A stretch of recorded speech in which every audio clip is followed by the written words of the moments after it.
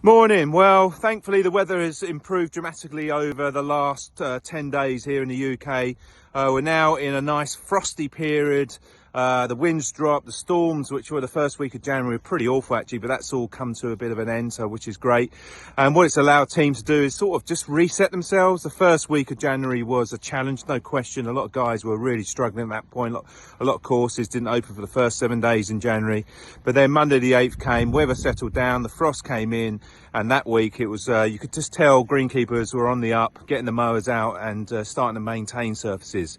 We're now into a frosty period, and one of the questions I get asked is, can I mow grass in the frost?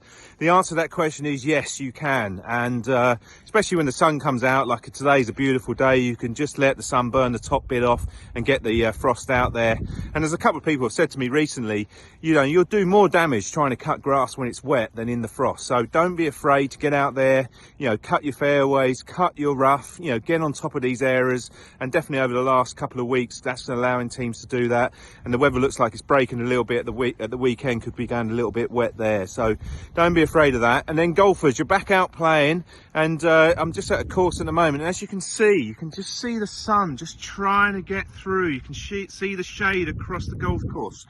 And what's very interesting at the moment is when you look many yards away, many couple of hundred yards away, you can see what I call sun blockers, what they cause, so don't be afraid to look at that and just see where actually how your surface can be affected. And then the last thing is, and I know it's going to be very strange to say this, and a lot of golfers can struggle with this a little bit at the moment, is think irrigation, because in sort of probably 6 to 8 weeks time, you'll be firing those systems up. And I know golf courses are still a bit saturated, but don't forget about your irrigation systems. And still a line I love is, think irrigation when it's wet and drainage when it's dry.